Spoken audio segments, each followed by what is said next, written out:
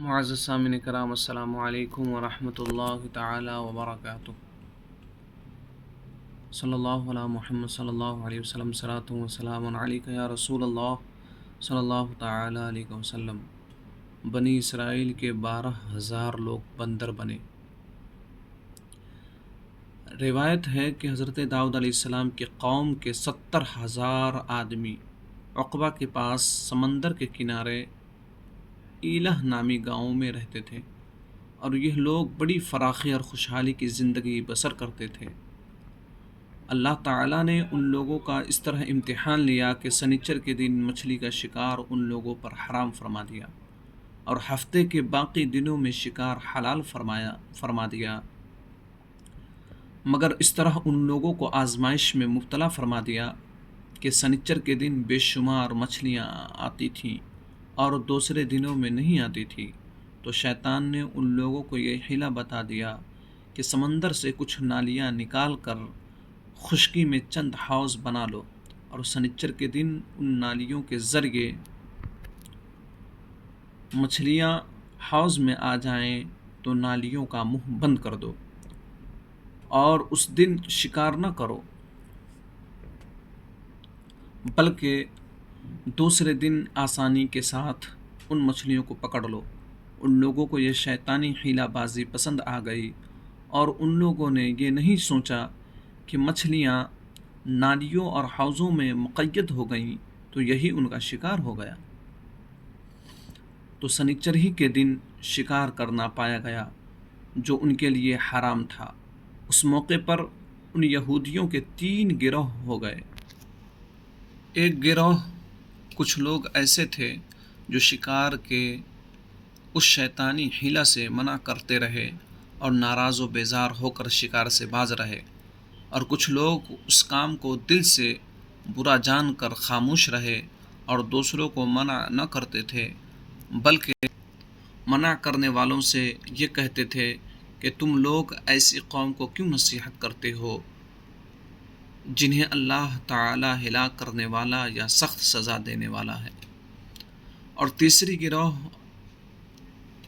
وہ سرکش اور نافرمان لوگ تھے جنہوں نے حکم خداوندی کے اعلانیہ مخالفت کی اور شیطان کی حیلہ بازی کو مان کر سنیچر کے دن شکار کر لیا اور ان مچھلیوں کو کھایا اور بیچا بھی۔ جب نافرمانیوں نے منع کرنے کے باوجود شکار کر لیا تو منع کرنے والی جماعت نے کہا کہ اب ہم ان معصیت کاروں سے کوئی میل ملاپ نہ رکھیں گے۔ چنانچہ ان لوگوں نے گاؤں کو تقسیم کر کے درمیان میں ایک دیوار بنا لی اور آمد و رفت کا ایک الگ دروازہ بھی بنا لیا۔ حضرت داؤد علیہ السلام نے غضبناک ہو کر شکار کرنے والوں پر لعنت فرما دی۔ اس کا اثر یہ ہوا کہ ایک دن خطا کاروں میں سے کوئی باہر نہیں نکلا تو انہیں دیکھنے کے لیے کچھ لوگ دیوار پر چڑھ گئے تو کیا دیکھا کہ وہ سب بندروں کی صورت میں مسخ ہو گئے ہیں۔ اب ان مجرموں کا دروازہ کھول کر اندر داخل ہوئے تو وہ بندر اپنے رشتہ داروں کو پہچانتے تھے اور ان کے پاس آ کر ان کے کپڑوں کو سونگھتے تھے اور زار و قطار روتے تھے، مگر لوگ ان بندر بن جانے والوں کو نہیں پہچانتے تھے۔ ان بندر بن جانے والوں کی تعداد 12,000 تھی۔ یہ سب 3 دن تک زندہ رہے اور اس درمیان میں کچھ بھی کھا پی نہ سکے، بلکہ یوں ہی بھوکے پیاسے سب کے سب ہلاک ہو گئے۔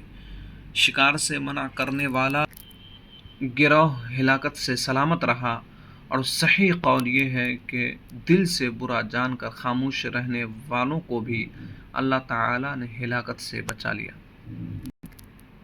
اس واقعہ کا اجمالی بیان تو سورہ بقرہ کی اس آیت میں ہے، وَلَقَدْ عَلِمْتُمُ الَّذِينَ اعْتَدَوْا مِنْكُمْ فِي السَّبْتِ فَقُلْنَا لَهُمْ كُونُوا قِرَدَةً خَاسِئِينَ۔ ترجمہ کنز ایمان۔ اور بے شک ضرور تمہیں معلوم ہے کہ وہ جنہوں نے ہفتہ میں سرکشی کی تو ہم نے ان سے فرمایا کہ ہو جاؤ بندر دھتکارے ہوئے۔ اور مفصل واقعہ سورہ اعراف میں ہے، جس کا ترجمہ آپ صرف سماعت کر لیں۔ اور ان سے حال پوچھو اس بستی کا کہ دریا کنارے تھی، جب وہ ہفتے کے بارے میں حد سے بڑھتے، جب ہفتے کے دن ان کی مچھلیاں پانی پر تیرتی ان کے سامنے آتی، اور جو دن ہفتے کا نہ آتی، اس طرح ہم انہیں آزماتے تھے ان کی بے حکمی کی سبب۔ اور جب ان میں سے ایک گروہ نے کہا، کیوں نصیحت کرتے ہو ان لوگوں کو جنہیں اللہ ہلاک کرنے والا ہے یا انہیں سخت عذاب دینے والا ہے، بولے تمہارے رب کے حضور معذرت کو اور شاید انہیں ڈر ہو۔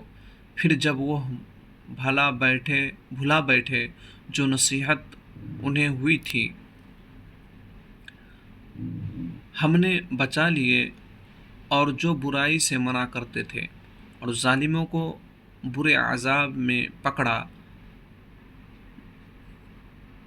بدلہ ان کی نافرمانیوں کا۔ پھر جب انہوں نے ممانعت کے حکم سے سرکشی کی، ہم نے ان سے فرمایا، ہو جاؤ بندر دھتکارے ہوئے۔ درس ہدایت معلوم ہوا کہ شیطانی حیلہ بازیوں میں پڑھ کر اللہ تعالیٰ کے احکام کی نافرمانیوں کا انجام کتنا برا اور کس قدر خطرناک ہوتا ہے، اور خدا کے نبی جن بد نصیبوں پر لعنت فرما دیں، وہ کیسے ہولناک عذاب الہی میں گرفتار ہو کر دنیا سے نیست و نابود ہو کر عذاب نار میں گرفتار ہو جاتے ہیں، اور دونوں جہاں میں ذلیل و خوار ہو جاتے ہیں۔ اصحاب ایلہ کے اس دل دہلا دینے والے واقعہ میں ہر مسلمان کے لیے بہت بڑی عبرتوں اور نصیحتوں کا سامان ہے۔